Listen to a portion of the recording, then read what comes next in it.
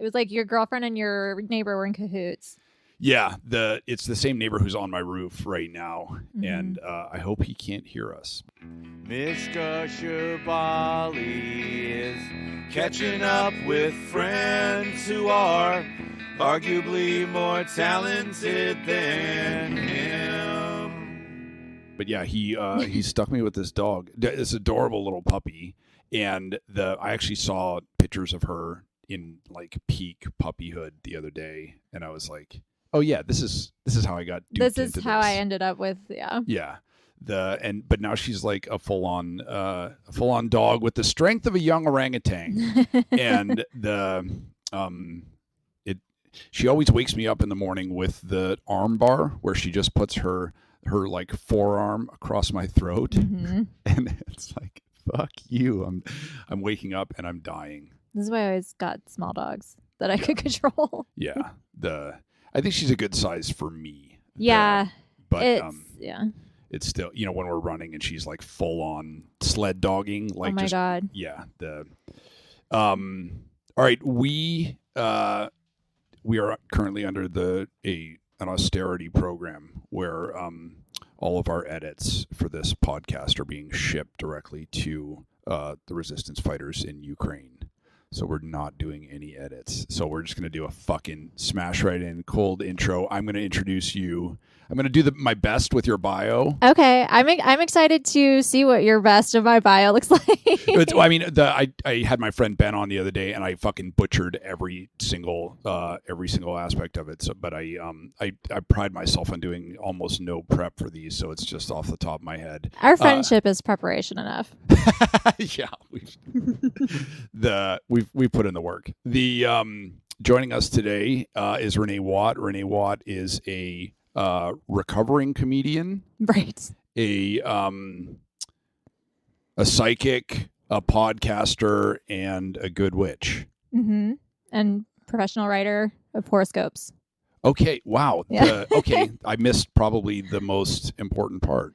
That's okay. I guess it's because this is one of the things I want to talk about is I'm sort of like willfully obtuse when it comes to horoscopes and anything outside of like the material world.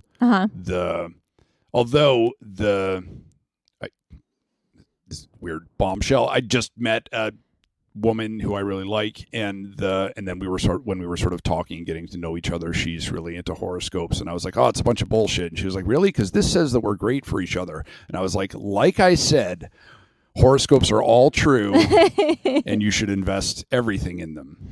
So, the thing about horoscopes is it's totally different to read a horoscope than it is to like have your natal chart read. Because even like as someone who writes horoscopes, when I'm writing for a particular sign, I might have ideas that come through that would be really specific to a small group of people.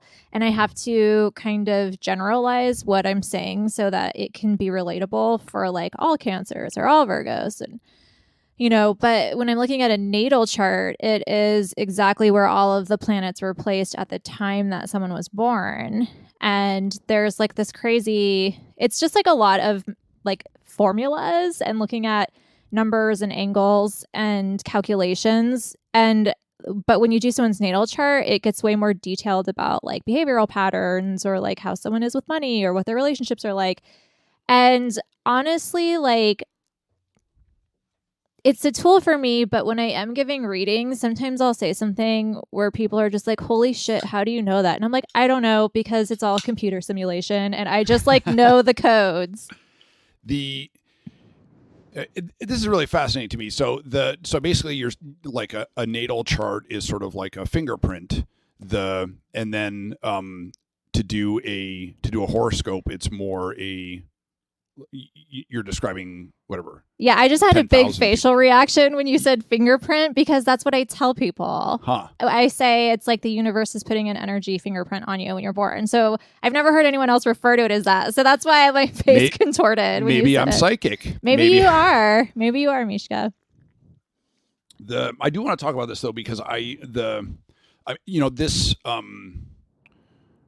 this has been part of part of our friendship, part of our relationship, especially in the last couple of years, is me being deep in fucking trouble in my head and seeking out your services as a psychic, which is something that I absolutely like still even now totally don't believe in. But it's fascinating to me to hear you talk about astrology in terms of formulas and numbers and datas and computer projections, because what you're talking about is sort of like risk calculations, like somebody in insurance would do, and also just my own idiot skepticism of like, oh yeah, no, I know that the moon is this massive celestial body that goes around the earth that dictates the movement of the tides, cyclical feeding and breeding of animals, the fertility, all these things. But we're water. We're so much of our body is water, and the tides are freaking out when there's a full moon. and so why would any of that affect how I think or feel? Right. It's like if I approach it just as from like hard science, my theories unravel really quickly. Yeah, I mean, I think that my industry is riddled with bullshit. Like, it's a problem. And I think that, like, what's nice about astrology is the sort of, like, the fact that I'm using data. But with that being said, I also do tarot readings and I do psychic readings. And, like, I think I've had conversations with aliens. So it's like, I'm all into, like, the weird woo shit. But I will say that, like, astrology is very fascinating because I've seen some truly, like, intense predictions come to fruition. Like, for instance, 2020, I think it was in January, Pluto, which represents basically like death and destruction, aligned with Saturn, which rules our structures and basically how like society holds together. And then that's basically like when COVID started. And then we've had this year, we had Pluto's return, like the United States Pluto return. So basically, like when you have a birthday, you have your solar return. And that same sort of theory applies to all the different planets. And so, like, you'll never see your Pluto return because you're not going to live to be like 200 and whatever, however many years. How dare you? I mean, maybe through reincarnation, but your physical form will not be as it is now. I never would. I would never want that. Well, on the day of the United States Pluto return was the day that Russia attacked the Ukraine. And now we're like on the brink of World War III. So there's just like very interesting parallels between so much of it too is like what you see, what you choose to see, what you choose not to see. I did a speech once at the National Arts Club, which a dear friend of mine still resents me for because he had to wear a blazer in order to attend it. I mean, that's pretty fucking rude. And coming from me too, it's so hypocritical. Yeah. I should have just worn a blazer with no shirt. But one of the things that I talked about is that, like, it's all a question of perspective. Mm-hmm. If you're buying Coke on the street and you get mostly baby aspirin, you're like, motherfucker, I got ripped off. Yeah. But that's why I always liked pills. You knew what you're getting. But if you're looking for baby aspirin, you got fucking hooked up. I did. Yeah. I've gotten hooked up on baby aspirin before. On the main streets of San Francisco. Getting arrested for buying baby aspirin in a cheetah coat and a red miniskirt. Yeah, aspirin and baby laxative, all kinds of baby stuff. Right. But after we did the tarot reading, I sort of got into that, and where I actually like bought a tarot deck and a couple of books that I haven't opened because that's how I operate. I get it. But with my writing workshop last year, I did writing exercises with them every day, and I try to make those exercises both sort of like cerebral and analytical, and also sort of like emotional and deeply felt. Like you're trying to you're trying to make something resonate. You're trying to knock something loose. Right. And I randomly grabbed the tarot deck. Yes. And I was like, okay, I'm going to flip the cards until you say stop. And then I'm going to give you a card. And I'm not going to do any kind of reading. You're just going to look at the card. You're just going to see the card. And then what does that stir up in you? And they fucking went bonkers. Everybody loved it. And so I don't know. You're a dear friend, and I love you so much. And one of the reasons I wanted to have you here to do this was so we can talk about all the ways in which I'm right and you're wrong. But there is something to people looking for meaning, seeing those symbols, and then it's spurring something, or I always go back to the X-Files thing of like, I want to believe, because there is something in each of us as human beings where when you hear a noise, you're not like, oh, that's a tree or that's a twig or whatever. Right. You're like, that's a fucking ghost. I mean, I think that like a lot of the magic that exists within the universe, which includes like synchronicity or manifestation or psychic ability, I think a lot of that, like, it's contingent on how receptive you are to it.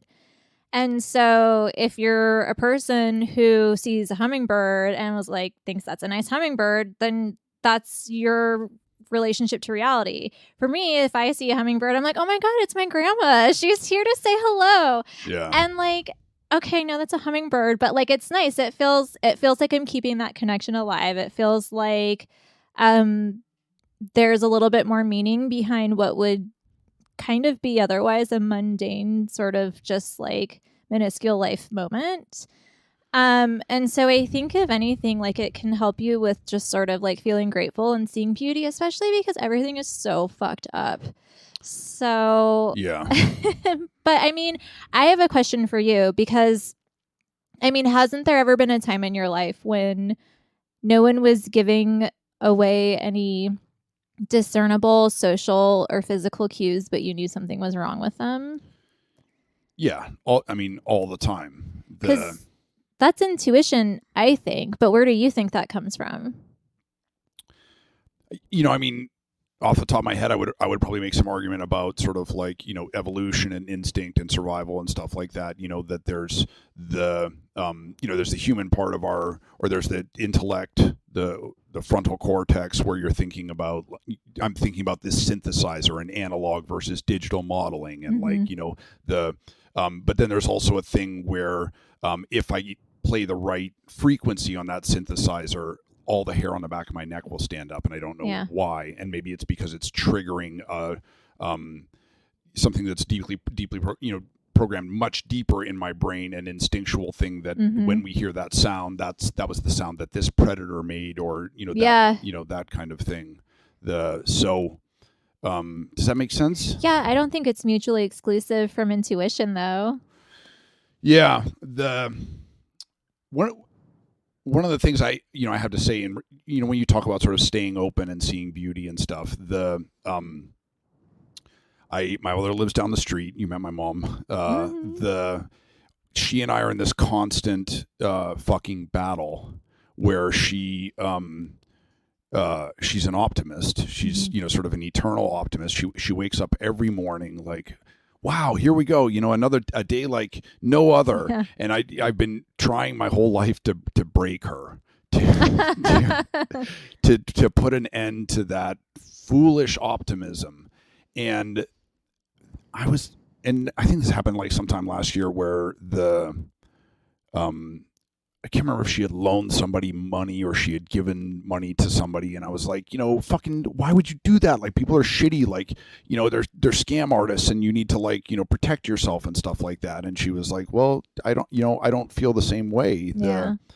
And so I trying to prove her wrong, trying to prove myself right, and I was sort of like running the numbers, and then I was like, by her being open and being optimistic and believing in people and believing in sort of the best side of humanity, she's opening up herself up to being victimized by all these scam artists. Yeah. Me, by being cynical and trying to protect myself, I'm turning the entire world into scam artists. Yeah, I was gonna say, don't you think that closes you off to like everything? Yeah. And so yeah, it sucks to do these thought experiments where I'm like, I'll show you, Mom, right. You know, and then to do the work, to run the numbers, to do the projections, to use the formulas, and I defeat that cynicism at every turn, but it's like Memento or something, where I wake up, you know, every day the next morning being like, oh, fuck you all, you know, I can't carry it from one day to the next. I mean, I feel like with your mom, it's probably like in a lot of ways rooted in just being protective, but I feel like from her disposition, just because I'm not outrageously optimistic, but I lean more towards that disposition. And I've been fucked over before too. And my guess is if she does get fucked over, she just ends up feeling sorry for the people who fuck her over.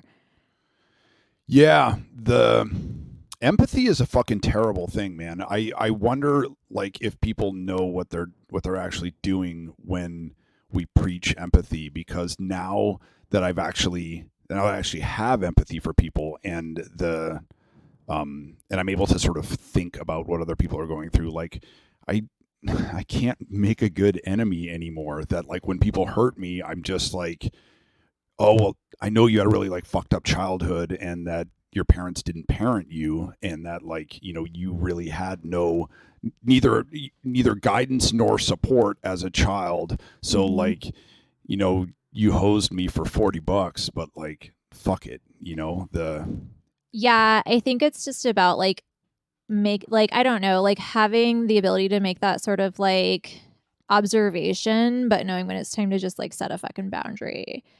Yeah. And I think there's one thing, you know, to have empathy for people, and another thing to like to get used and then to sign up for it again. Yeah, exactly. If someone like really does me wrong, I'm fucking out.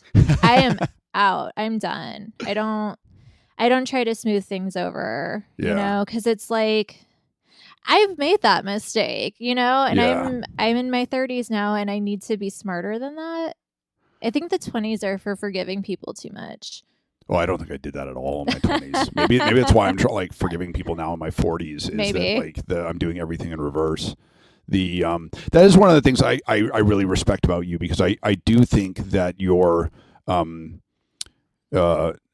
not a totally positive, not a blindly positive person, but that you are positive. You work to keep yourself positive, but also like there's a line, and that when people cross that line, the gates come down. Yeah, you know? I mean, in my industry, we call it toxic positivity. Yeah, and it's like it's a real problem with tarot readers and people who call themselves light workers, because like a lot of the work that I do with people is like, I mean, I'm sure you could vouch for this. Is I'll be like, this is why you're fucking up. This is like your fucked up pattern. This is your strength. This is your, you know what I mean? Yeah. But a lot of people who are too positive are just sort of like, yeah, keep having faith, keep believing in your, you know, keep believing in the light and it'll come. When it's like, no, dude, like it's gonna fucking suck for a minute until you figure it out and find your strength and figure out how to break away from like how you're screwing yourself, whether it's like toxic people or, you know, fears of success or fears of failure or whatever someone's going through. And it is across the board all the time in my readings. But it doesn't help to shine so much light on it that you can't see it. Yeah. I mean, it's, you know, in the recovery world, it's you know, it's kind of the same thing, you know, that, you know, that it's full of fucking fakes and charlatans and the, you know, 22-year-old life coaches and, you know, shit like that, where it's like you're a grifter, and you're a grifter you're a profiteer. You're preying on emotional catastrophes. You're preying on like the weakest people who have suffered the most. Yeah. Drug dealers do that shit too when they hang out outside of the NA meeting and turn, people who snort pills into people who slam. You know, it's like, I mean, I've been open too about the fact that like I have addiction in my past, and I think we've both kind of talked about before, like how it's just like recovery is such a weird thing to navigate. That's why I always stayed away from the 12-step programs, mostly because I felt like it reminded me of church too much, and I wasn't into that. Do you want to talk a little bit about your path, about your what you got into, how you got out of it, all that stuff? Sure. Yeah. I mean, it happened. I mean, like it started, I would say, in my early 20s. I was going to ASU and I was a dance major, and I was with my boyfriend who I had been with since I was 18, and he started giving me painkillers. And like I don't want to sound like a victim here. I was always down to get fucked up. You know what I mean? Like before I met him. And but I never gravitated towards anything with frequency. Like it was always just like occasional. And I just kept having it handed to me, and I was like, yeah, cool, whatever. Like I felt like if I took like some oxy and went to dance class, I was like so flexible. And I could like fuck my body up because I didn't feel anything. And so I felt like I was like somehow improving as an athlete because I wasn't like listening to signals of pain that my body was giving me. I was absolutely a better musician when I was shit-faced, and I was not listening to signals of rhythm. Yeah. Yes, exactly. Which is like probably like in retrospect, we both thought we were better than we were, and everyone else was like, whoa, that person's really fucked up. But it's like, because like when you get into addiction, all of your self-awareness is gone. And so like it did not even register with me that like I was becoming addicted to anything. Until one weekend, like my boyfriend was like, we're not going to do any. And I was like, okay. And then I was like, why am I shivering? Like, I feel like I have the flu. And I was like having withdrawal symptoms. And he told me, he was like, you're withdrawing. And I was like, what the fuck? And then it just kind of snowballed. There would be breaks, but like we always ended up doing oxy. Like it just always ended up coming back into our lives. And like, eventually, like we moved to San Francisco, stayed out there for 3 years. Lots of shit happened. We ended up like fucking up our lives and getting so hooked on drugs that like we moved in with my parents in Phoenix. And like, that's when we thought it was a good time to try shooting up. I love the logic there that I think like everybody can universally accept that moving in with your parents in Phoenix is a specific rock bottom, but the rock bottom that it doesn't make you think like, oh fuck, we got to change everything, but instead it's the rock bottom where you're like, we can go deeper, darker, worse than this. Yeah, and at this point we were married because we got married so he wouldn't have to go back to Sweden because he was from Sweden. So yeah, like it was just like, and like he wasn't turning in any of the legal paperwork that he needed to turn in to get his green card, and like I was stripping to make money, which is fine. I think those things are not connected at all. It's just like what I was doing for work. But like the point is I was hiding it from my parents because like they would have freaked out. Very Catholic. And then at one point he was just like, I'm moving to San Francisco again.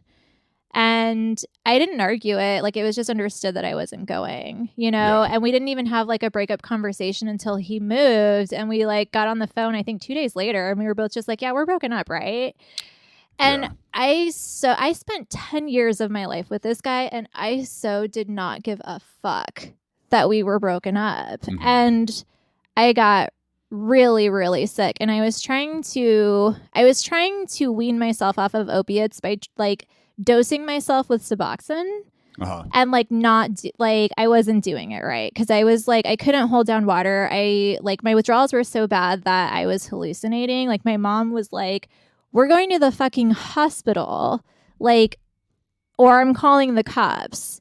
And I remember Like, this is why I never relapsed, I think. Aside from my husband not being in my life anymore, because I think that was like a huge part of it.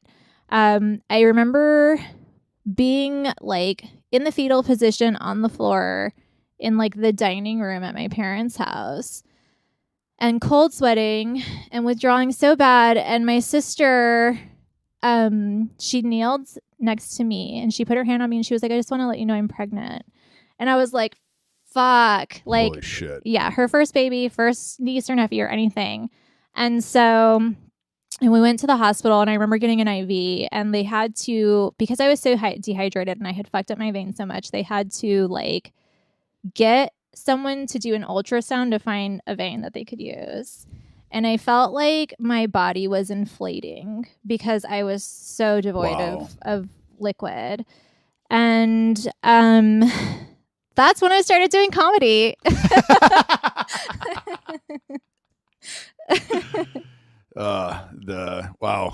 Talk about rock bottoms that catapult you lower.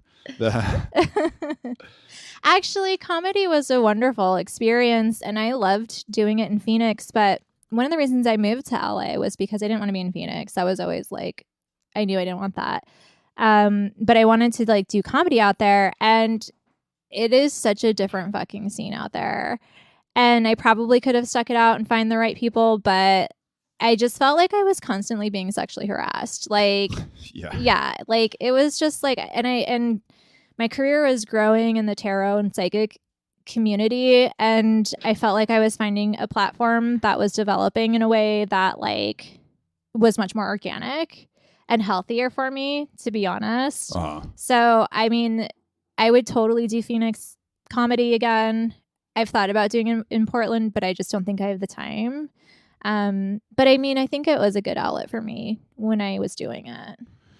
In my life, I pinned so much, I was a big part of my experiences. I was like, I was the child star, I peaked very early. So I was the young one of my group of friends, and I was like always hanging with the older kids. Me and, too. Skipped a grade, started college when I was 15. Couldn't wait. I didn't know that, you fucking smarty pants. Well, yeah, no, I don't tell anybody because then after I then it took me 7 fucking years to get my degree, and then when I got my master's.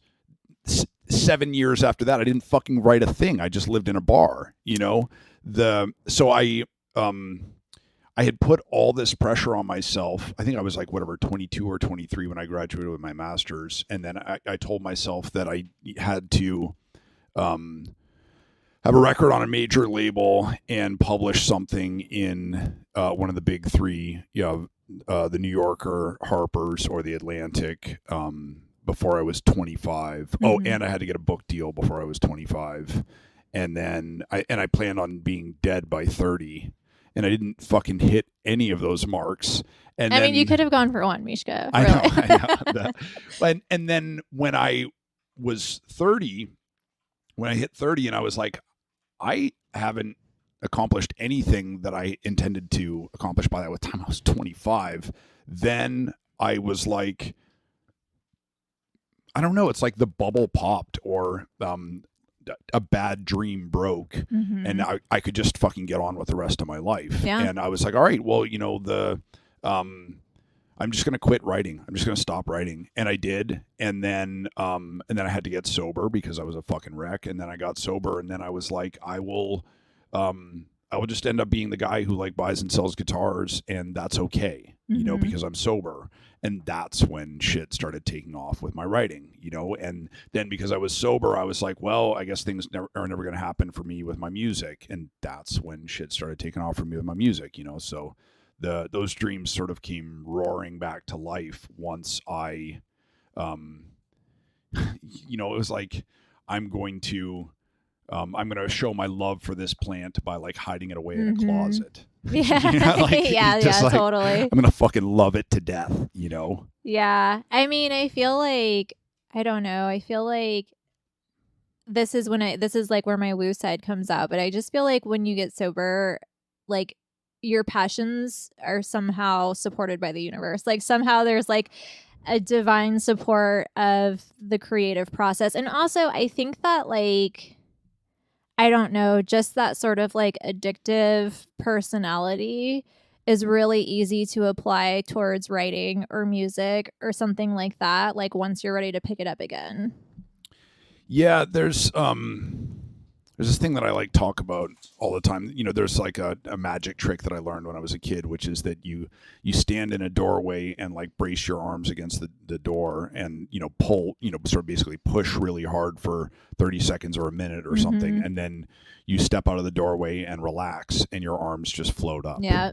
And it's like, and that, you know, that's a great analogy for what I mean, don't get me wrong, I was a fucking like rage and anxiety filled freak when I first got sober, but that also describes how my life unfolded, where it's like the, you know, the remover of obstacles, you know, the obstacle had just been taken out of the way and then like things just happened, you know. Oh my God. Yeah, I was such a lunatic when I got sober. I like not like I just was like, you know what? I've been doing comedy for 6 months. I should go on tour. And then I just like, I used couchsurfers.com to like find some place to stay. And people were like, aren't you afraid you're going to get raped? You're like 28 and you have big boobs. And like, I was like, maybe, like, but you have to like give your ID when, like, because when you go on couch servers, like, you have to like fill out all this information so that it just, like says that like you are who you are. And I was like, plus, like, I don't think anything's gonna happen if I like have someone's address, like, you know what I mean? So like I was like, where other people might be afraid, I felt like I had already damaged myself so much that like couldn't do any more damage. So like going out and traveling across the country for 2 months by myself and staying with strangers seemed like a fun adventure, and it fucking was. Yeah. But I think that freedom comes with like, and I still feel this way today, like it doesn't matter like how hard someone tries to take me down or how hard someone tries to like hurt me. I'm like, you have no idea what I've done to myself. You don't have a fucking clue. You can't hurt me. Like, not that people are like biting at the, you know, bit to get at me, but there have been a few, and it's just like, no. Yeah, when I definitely had some of that energy when I first got sober, but it was like not in a healthy, positive way, you know, where you know, I was like bouncing at bars in New York and like working on a Friday and Saturday. Like there would be, you know, there would always be times where you had to fucking drag somebody out, you know, and I got to be, I quickly discovered that I was like fearless when it came to that shit. And then I found that I was starting to look forward to it. Yeah. I was like at some bar where I wasn't working and I wasn't employed there. I think I was like just out with friends, and there were like these two guys on the street who were like about to start fighting. And I was like, yo, knock it off. And then they were like, they wouldn't stop. And then there was sort of like skirmishes. And then I like pushed them apart and I was like, yo, fucking knock it off. And then I remember like punching both of them out. And that's not cool. It's not okay. No, that's you true. Know, and it was one of those things where afterwards I was like, man, you really went into a bad situation and just fucking kicked it up to the next level. You know, you could have just walked away. You know, but I was just had that thing of like, you can't hurt me, you know. And it's one of the things I keep coming back to, you know, with this like 2 years and also an eternity of the pandemic. Oh my God. Is that it tested me in every way. My sobriety was tested in every way. I did everything short of like getting drunk, and came out of it like realizing that I'm both a lot stronger and a lot weaker than I thought I was. You know, so we were talking about toxic positivity. You know, what that is just, it's all light, right? Yeah. There's no shadow. There's no gradation. It'll be okay. It'll work out. Yeah. And that's not always it'll work out if you do the work, maybe. Right. Like I was talking to somebody really close to me who's struggling with depression, and their parents like just don't get it, and they're sort of like, oh, I will cure depression by yelling, and I told them like, it's not your fault if you're depressed. It's like yelling at somebody because they fucking need glasses. It's not going to correct it. But though it's not your fault, it is your responsibility. Totally. If you're terribly short-sighted, you need to make sure that you have glasses and have an up-to-date prescription for your glasses so you don't hurt yourself or someone else. And it's not fair, but life isn't fair, and that's one of the things that you've been blessed in so many other ways, and in this way you just got to fucking deal with it. Yeah, I mean, I think that people who have a history of depression tend to be some of the more intelligent or emotionally intelligent people that I've met, just because I feel like they have a broader sense of what someone else might need or what compassion might look like. But it's also hard because it's really easy to get caught in it, and you have to like you said, it's your responsibility to like find ways to lift yourself up. And it's like, it's such a touchy subject because there is no blanket like solution for everyone.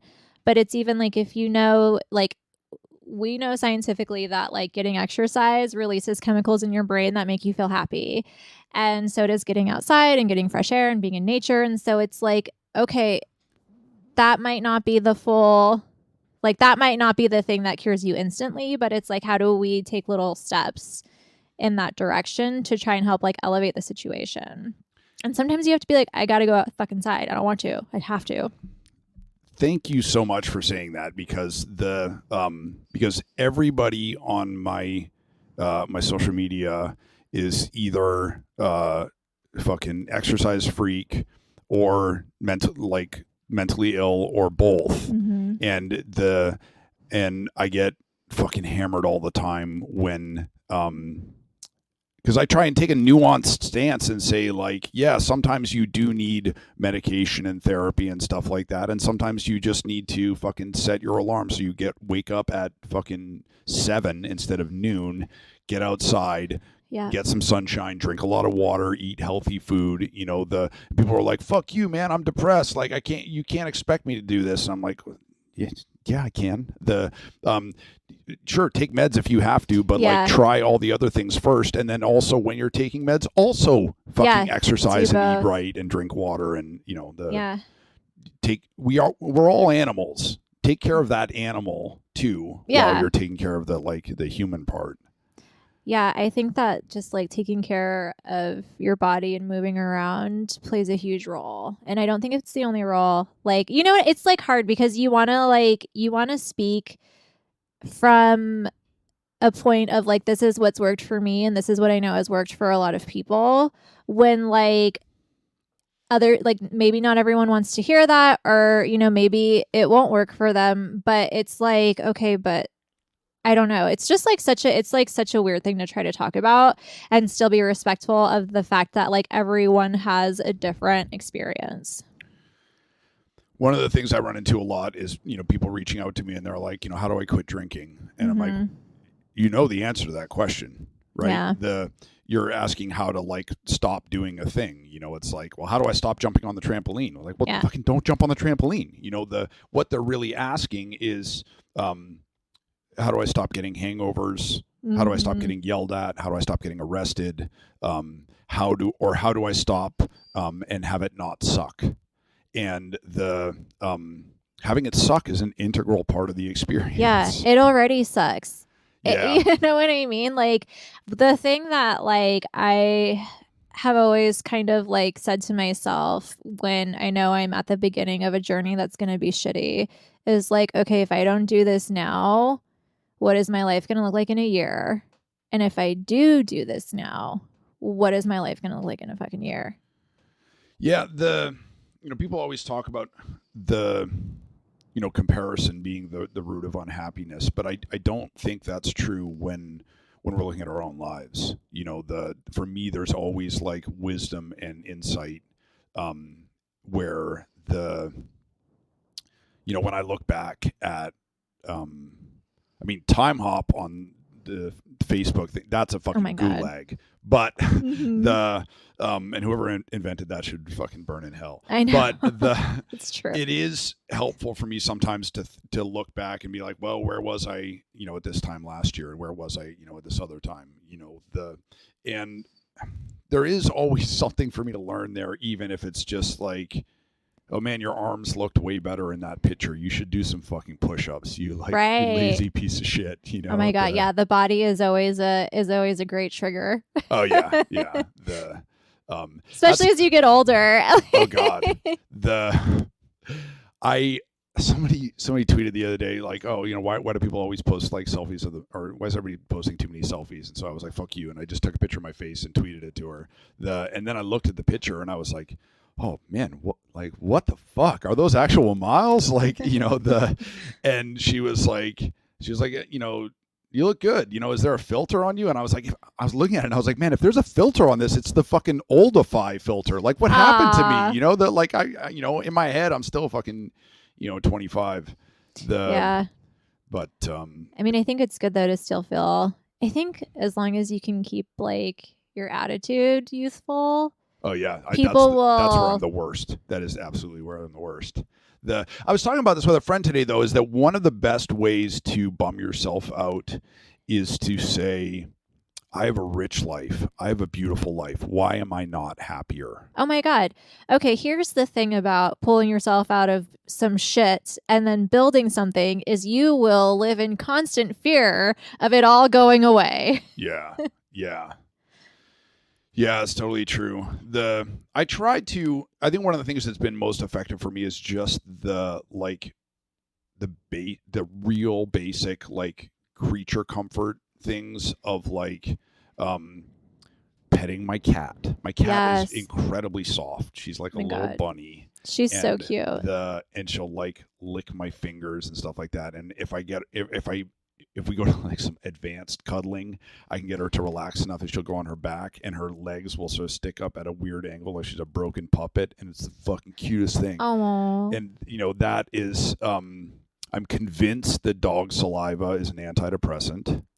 Yeah. When my dog climbs on me in the morning and fucking shoves her tongue up my nose. I know. It's hard to be mad at anything. She does. So Sadie does the thing that like, some dogs and cats do where they'll like chew you for fleas. Aww. But she does it on my face because I have a little bit of facial hair, and then she started doing it on my eyebrows, and I recommend it. It's incredible. It's like I feel like it's like a spa service that I should be selling to people. Like, come get your eyebrows puppied or whatever. I mean, she is really sweet because like I was really excited to see her because I left my dog in Portland because I'm just in town for a little bit, and I like bent down to say hi to her, and she just like put her mouth on my mouth, and she didn't like tongue me. I'm gonna start greeting people like that. Yeah, she just like left it there, and then she like kept doing it, and I was like, I kind of like it.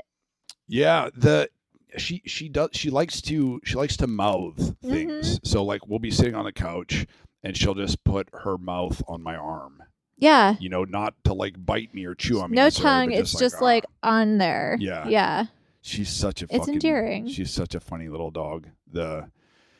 She drives me nuts because like I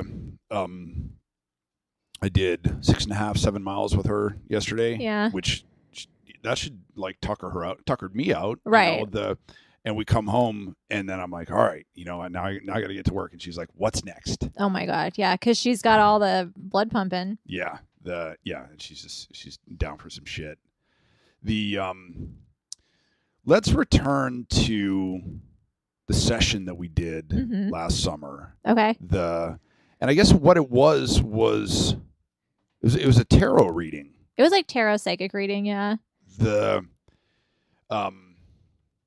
I have to tell you that, we were sort of talking about mental health and like, exercise versus medication and stuff like that. Like I was far enough down the well last summer that I was desperate enough to pay for a tarot session. Like I was like throwing everything I could think of at it to see. Hi, Sadie. Oh yes. My gosh. She knew we were just talking about her being a lunatic. Okay. Yes. All right. You're a good dog. Hi, baby.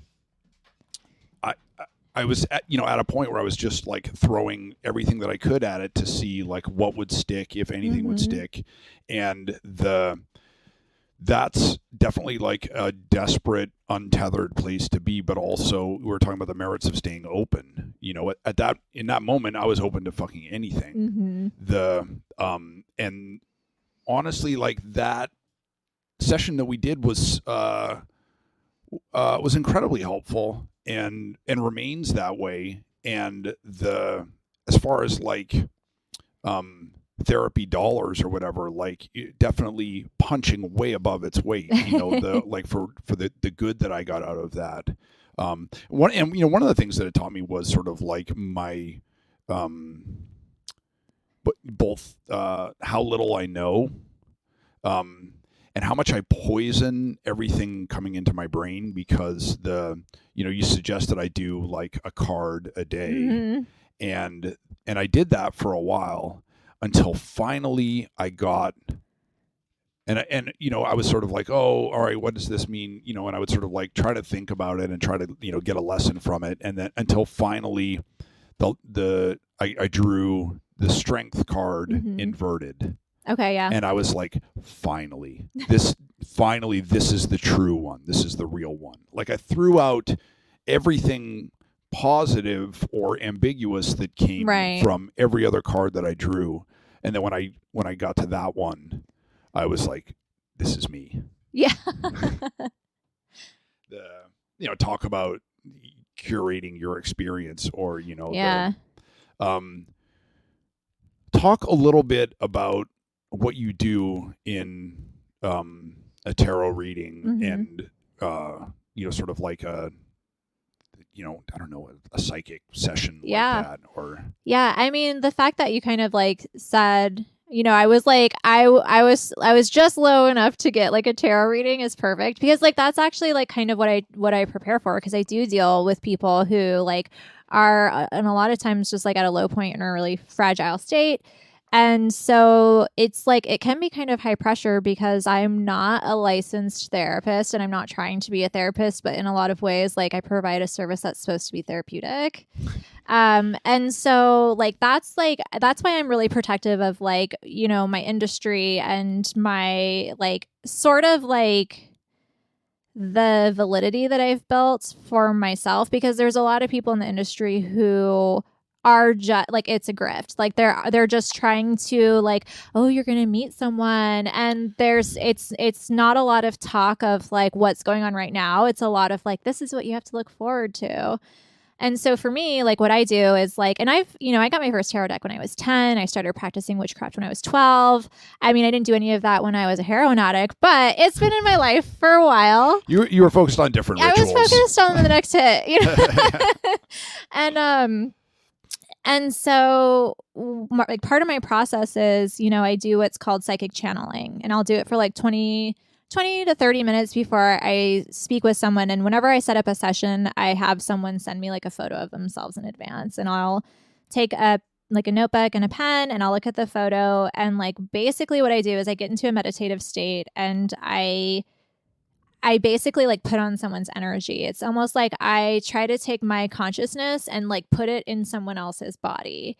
And so I will go through, I use the Chakra System for, if you're familiar with it, or if you're not familiar with it, basically it's just like, you've seen those sort of like yoga pictures where there's like rainbow balls running up a person. Yeah, that's always a punchline for me. Yeah, I mean, it should be. You know what I mean? Like, I'm totally fine if people need to make that their punchline. It's just a system that I use.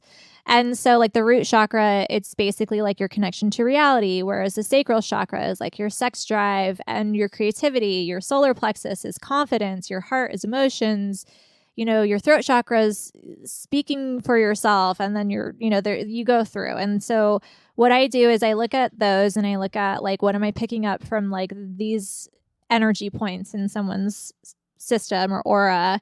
And then I'll like try to tie how they connect with each other. So if I feel like, if someone's solar plexus, which again rules confidence, is like, doesn't feel very strong, it feels nervous. and then my throat feels tight when I look at their throat chakra, I'm like, oh, this person doesn't advocate for themselves. They don't speak their truth because they're worried about being judged or what other people are going to think. Or if I feel someone has a broken heart and I get the impression that like they're not taking care of their body, I'm like, oh, maybe there was a breakup. And, so I piece things together like that. And I've had a very high success rate of that, creating a map of like where the reading goes from that point. But I also try to give people like witchy tools that they can use. So if you're having confidence issues, then I would say, okay, like carry gold pyrite, work with some lavender essential oil, and use these things with the intention of I'm going to boost my confidence. And I'm totally fucking fine if that's a placebo effect. I don't need that to be magic. You know what I mean? Like I'm not sold one way or the other, to be honest, but it works. And so, I definitely have had really intense psychic experiences, magical experiences that make me a believer in things that we cannot understand. But I also try to have a scientific mind, and I am very interested in space exploration and scientific developments and like what we can prove that we don't understand. And I know that placebos exist, and I look at sort of the tools that I give people as ways of hacking your own brain, and like having a pretty rock that reminds you that you need to go fucking nail that job interview, or like whatever it is. Like if it makes you feel better and it helps you achieve goals, and if looking at a bowl of rocks before you leave for the day and picking ones out based off of what you're trying to achieve that day or what energy you're trying to hold, if that helps you, I think that's great. Yeah, man, so much to respond to there. I mean, a lot of like what you said about the intention, and is it the crystal or is it the intention? Mm-hmm. Well, if it works, who fucking cares? Exactly. And some of it is sort of like, don't poke around too much. If you're getting the results, the inverse to the great, the best line, maybe the only line of wisdom that's come out of Philadelphia is fuck around and find out. Yeah. And the inverse of that is don't fuck around and don't find out. Yeah. We don't need to know everything. We don't need to I always talk to dudes who are like, I don't understand trans, and like, I don't fucking understand it either. You know what? It's not, I don't need to. It's not. I don't need to understand it for it to exist, and for it to, for trans people to deserve respect, friendship, fucking hug, a taco, a cold beverage. The freedom, you know what I mean? to just like dominate their own identity.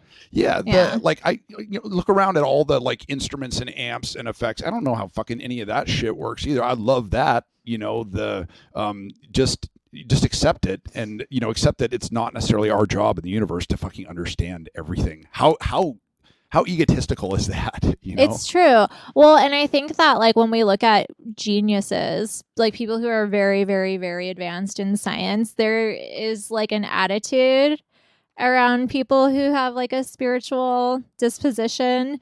And so it's like, all right, fine. Like, I don't know why you care if other people want to believe in shit. Well, I mean, if you poke deeper into that, it's the armchair scientists who are dismissive of spirituality and woo shit, and the hardcore scientists like the Richard Feynman and Stephen Hawking and people like that. Yes. Understand that spirituality plays a huge role. Leonardo da Vinci is somebody we always look at as great scientist, great artist. And proof that whole left brain, right brain thing is fucking bullshit. Yeah. You can do all of those and or none of them. Depending on I guess how open or how engaged you stay. One of the things that I fucking hate this. I'm gonna like end up defending all the woo shit, but crystals, ghosts, reincarnation, stuff like that. As a writer, one of the games that one of the writing assignments that I saddle my students with all the time is to pick something, to say. To pick unlikely metaphors, to say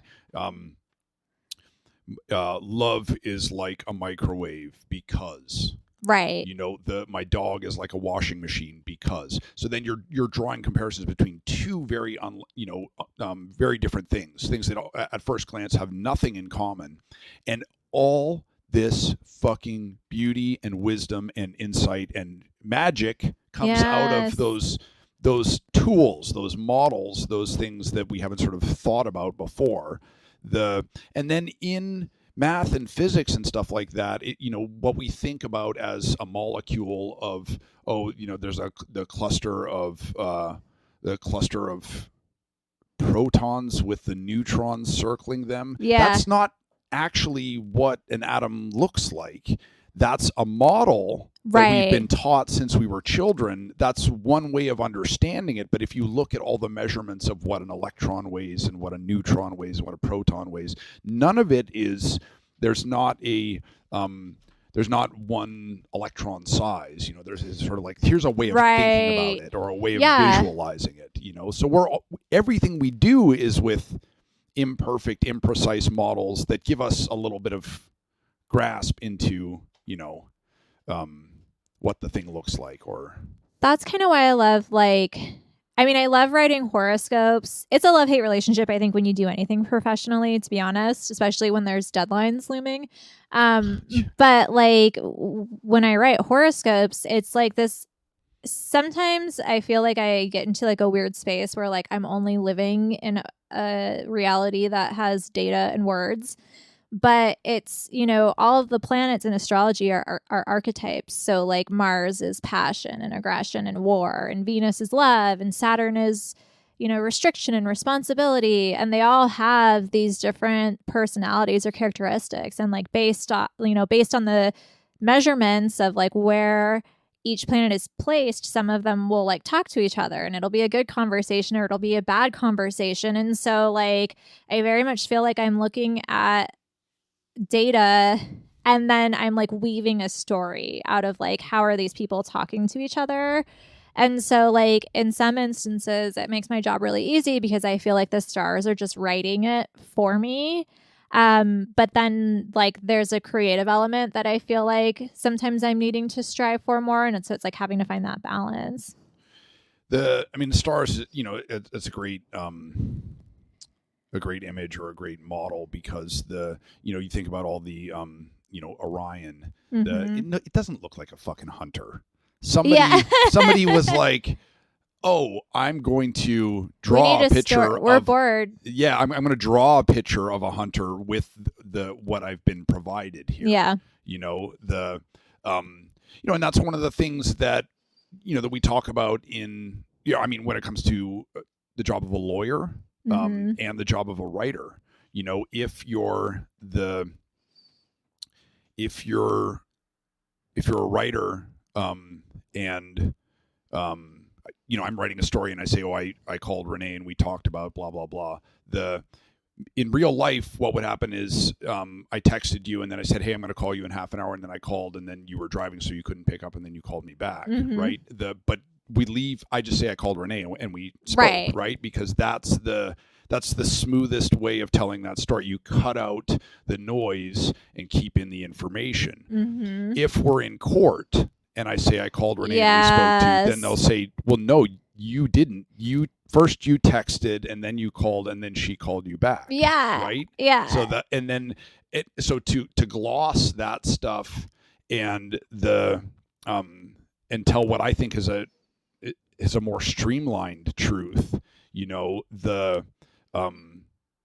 that's where your case unravels in court. But also, very true. If the story that I'm telling is about how difficult it is to get in touch with somebody these days, then it's and the entire story is me texting you and then calling you and then you calling me back. Yeah.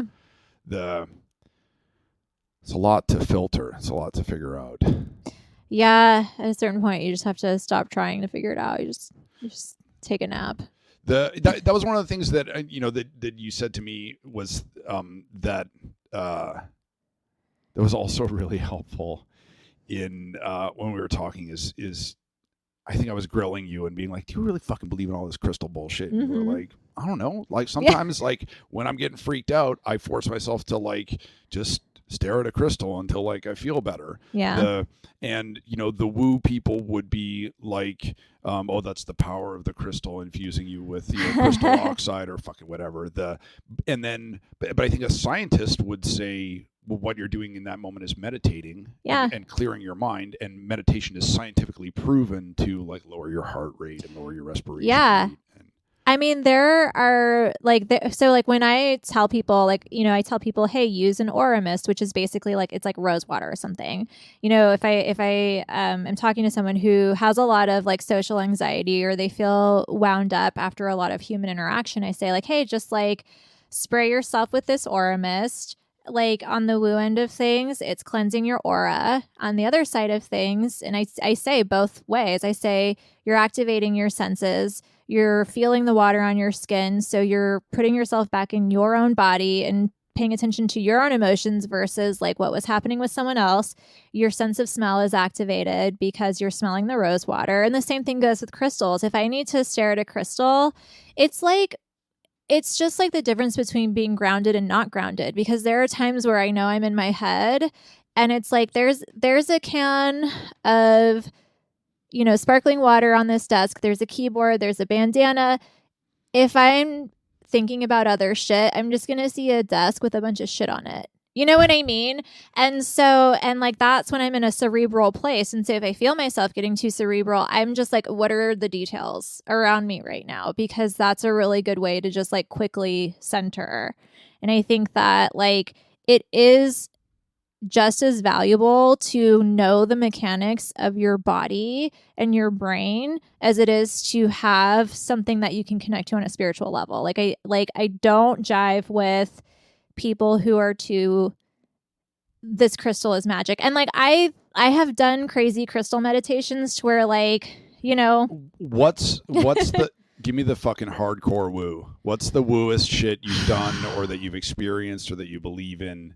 The wooest experience that I have had, it's very paranormal. I would say it's more paranormal than woo. And I've had a few, but there was part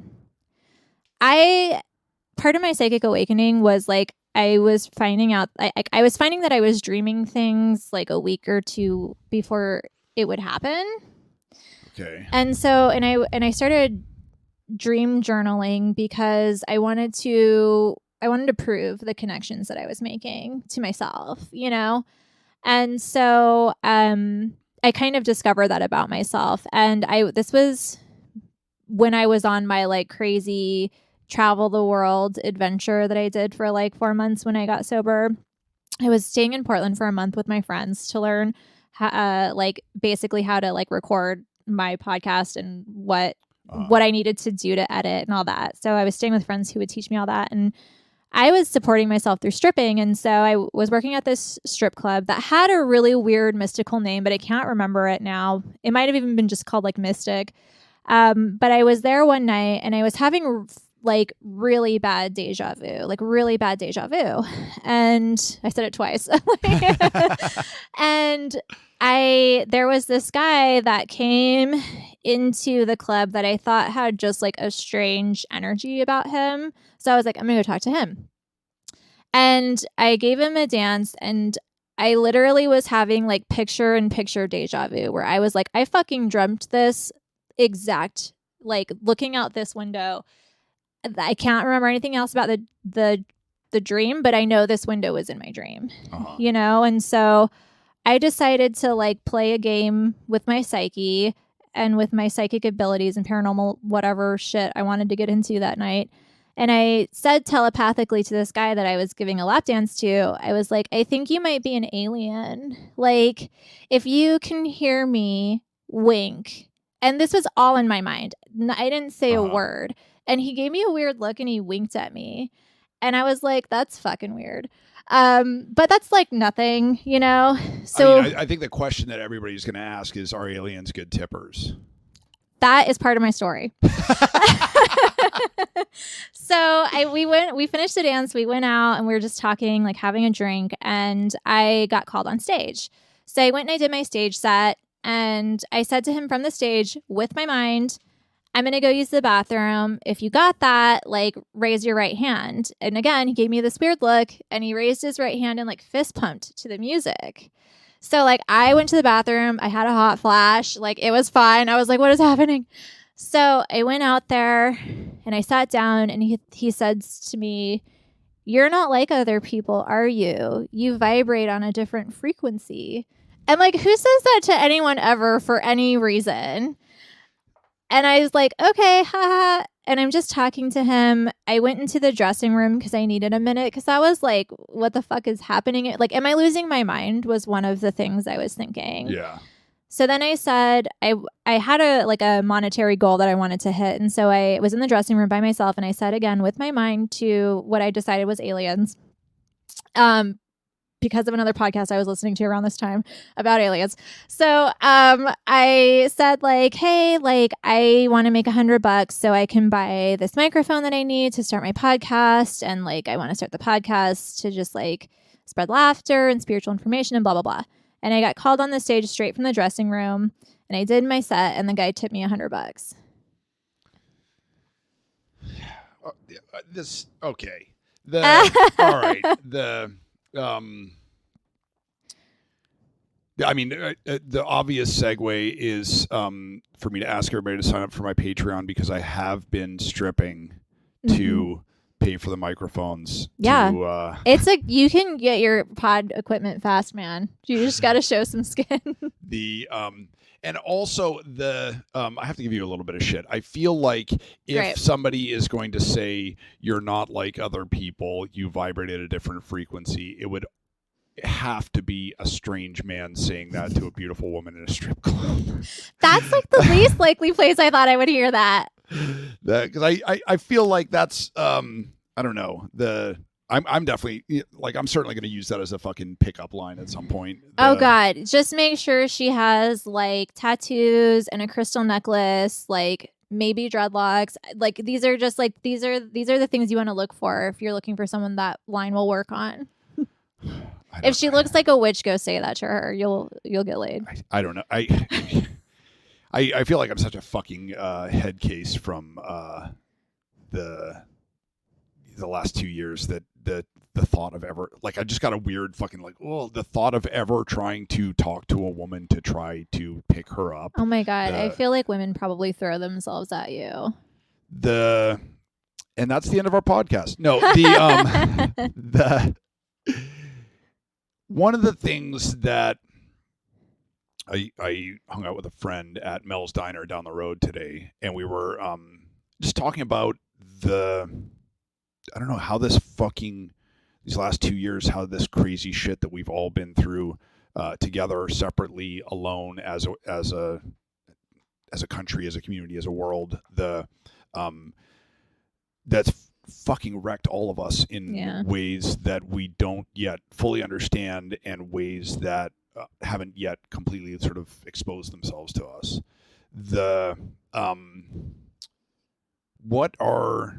What have you seen? What have you felt? What have you noticed? How do we take care of ourselves coming out of this? I mean, it's hard because I feel like when the shutdowns started happening, people immediately started putting pressure on themselves to like use the time to better themselves or create their next great piece of art or write a book. And like, so like, I feel like people were getting really excited about what they could do with this time without taking into account the fact that like it's going to be super isolating and depressing and you're not going to want to do shit. And now I think coming out of it, there's like this residual guilt where people are like, I didn't do anything with my pandemic. Yeah. And on top of that, there's like, I feel like there is like social anxiety has become elevated. Yeah. I mean, virtually everybody I know has. Sadie, get down. What are you doing, you rotten She's dog? being a good girl. Virtually everybody I know has like social anxiety of some kind or every kind, and then I think some people have just turned into like outright agoraphobes. Yeah. In the last recession, they talked about a lot of people who were sort of at the end of their working lives, and then with the recession in the economy, like when they say the economy shed these jobs, as if that wasn't like fucking destroying people's lives. So many people with, you know, with that recession, they were like, well, fuck, I guess I'll just retire. You know, and in some ways I feel like COVID retired me from touring, retired me from playing music, and in a lot of ways, like, retired me from participating in culture or community or like, this feels so fucking weird to me that we're actually doing this podcast. Yeah. We're doing a Zoom in person. We're doing an in-person Zoom. Yeah, and it's so we're just like two people hanging out in a room with a dog and a cat, and and talking about shit, and it feels utterly foreign that I'm not just yelling at my computer, and like that's become. It's one of those where there's all the stories of like a kid walking over to a photograph in a painting or in a picture in a frame and going to swipe it. Yes, I've done that. I've tried to zoom in, just went to zoom in on like a newspaper, and I'm like, wait, that's not how things work. Yeah, that like our brains are sort of rewriting themselves, or trying to come up with new tools. Because this is fucking uncharted territory for us, you know. I think a lot of us imagine ourselves to be, loners or part of a subculture or outsiders or whatever, and then the shutdown has shown us like, oh no, I'm deeply invested in other human beings. Like I miss that so much. You know, I never realized what a huggy guy I am until. Like, I couldn't hug anybody. Hug my sister, hug my mom. Yeah. I talked to Dante Powell yesterday, and we spoke at length about the pleasures of hugging Kyle Pogue, because he's like one of those big dogs that you can like pat them as hard as you want. Yes. It's just, they're like, oh, thump, thump, thump. I love it, you know. And like, Pogue's a big huggable dude, and you can just wrap your arms around him and fucking hang on as long as you want. And it's like a bear. Yeah. And like I had no idea until the last like couple of years, like how much I miss and enjoy hugging large men. Just to like really fucking get in there. Aww. But yeah, it's been a fucking pandemic. Yeah, I mean, it's hard because it's so, like, there's just. We don't know what's going to happen, because now the UK is all fucked up, and other countries are like, oh, there's another wave. And it's so, it's just, I think that the one good thing that came out of it is I think people learned that they could be alone and rely on themselves, but within reason. You know what I mean? Like, yeah. I don't know. It's hard because some people really enjoyed being shut down and some people didn't. But I feel like a common thread is that like we're all just trying to figure out how to come out of it. And I agree with you about the like not participating in culture, because I mean, I kind of had said to you that like one of the reasons why I stopped doing comedy was because I didn't like the LA scene, and like it was fucking bad. But then it was like I was getting fed up with it, and then the pandemic hit, and I was like, I'm not going to a fucking virtual open mic. I'm not doing a virtual show. Like, no. And it just kind of was something that I let go of, which, like, if it's easy to let go of an art form, it's probably like, Yeah. That was one of the things I found too with, oh God, this is such a horrible thing to cop to. I remember seeing Christine Levine perform at Altercation, and she was fucking destroying. And she was talking about her rheumatoid arthritis, which plagues her every single day. The poor woman like lives in pain, but she was up there killing. And I had a thought that I hate, which is, man, I wish I was fat and sick, and then people would laugh more at my stuff.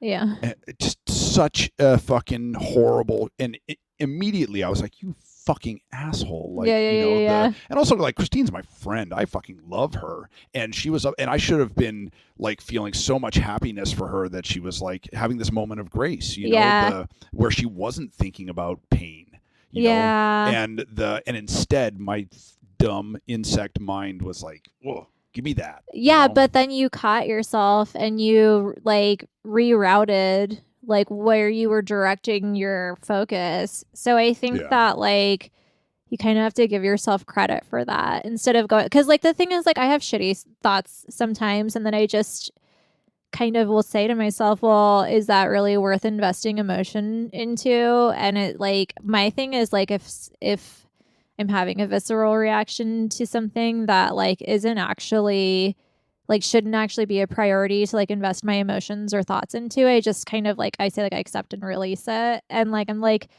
why do I like I don't need to, it's fine if I thought that instinct like in a moment. It's okay if like this moment, like this intrusive thought, like negative thought came into my head, but then it's like, okay, well no, it's not where I'm gonna be taking this psyche today. So I've been working a lot lately with Sadie to try and get her to not jump up. And the other day, my buddy Rad came over, and I'm like, you're doing a good job. It's tough. Yeah, I know. She's a little. Well, the worst thing is all my friends are fucking dog people too. So they're like, no, I'll kiss her on the mouth. I was like, I was instigating. I was like, yeah, like I miss my dog. Come give me that.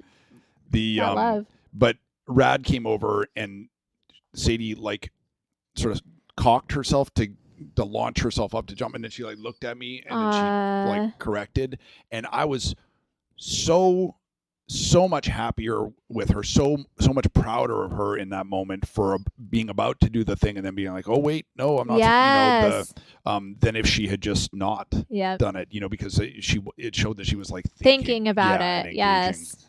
So you just gotta love yourself as much as you love Sadie. Get out of here. That'll never happen. What do you have coming up this year? What are you looking forward to? I mean, You just moved to Portland. I just moved to Portland. So, I mean, I'm looking forward to just like feeling settled because there's like a lot of cosmetic renovations that are happening.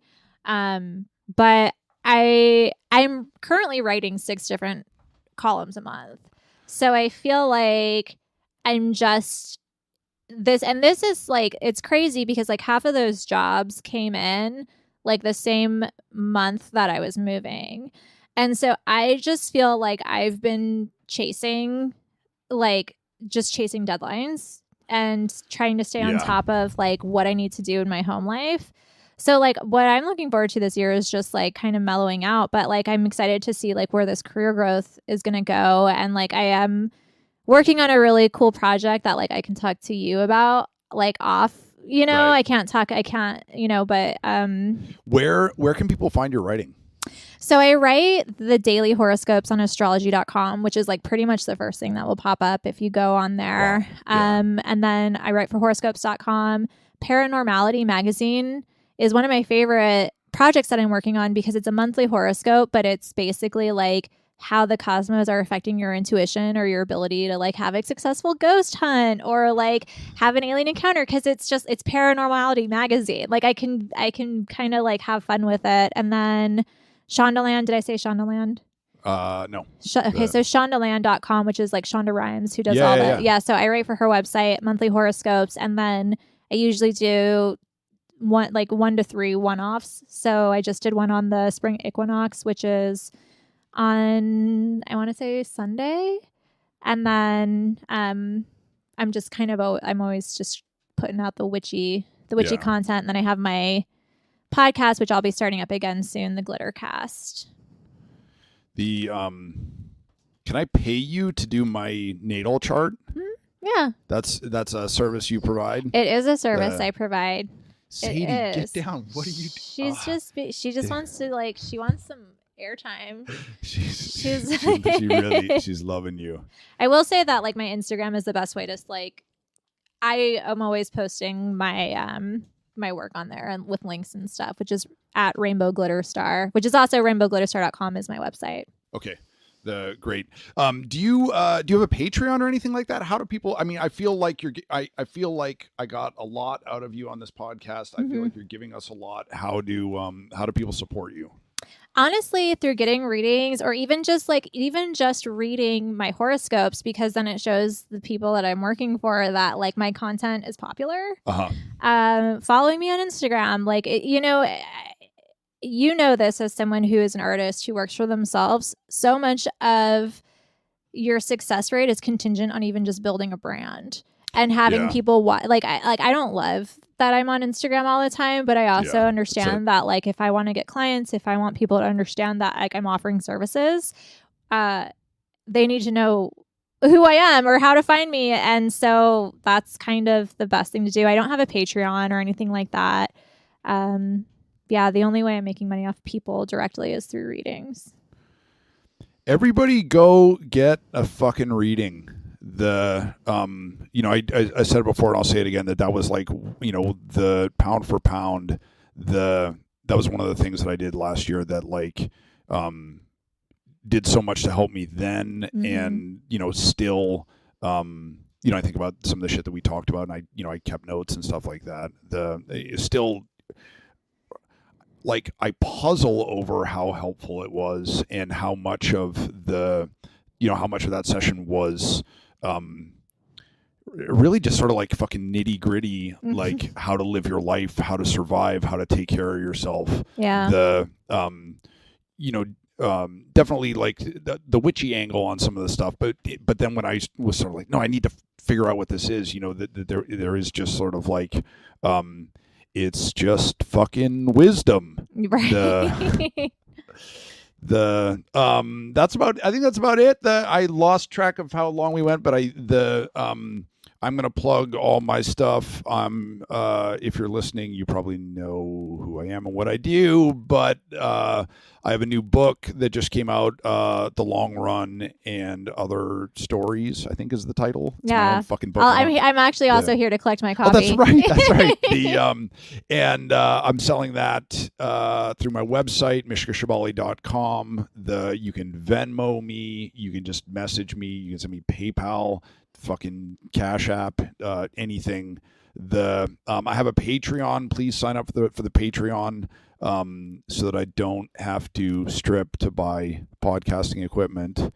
But he also is open to it if you make him a good offer. I feel like the best takeaway from this podcast is, if you want to meet aliens, go to more strip clubs. Yeah, or just if someone walks in the room and they got a crazy vibe about him, try talking to them with your mind. See what happens.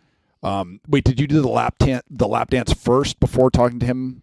I was talking to him with my mind during the lap dance. Okay, so I think what we're distilling here is, if you meet somebody who has an interesting vibe, give them a lap dance and talk to them with your mind. Yes. And if that person is you, it just happens to work out. Yeah, that's sage advice right there. Renee, thank you so much for doing this. Thank you so much for having me.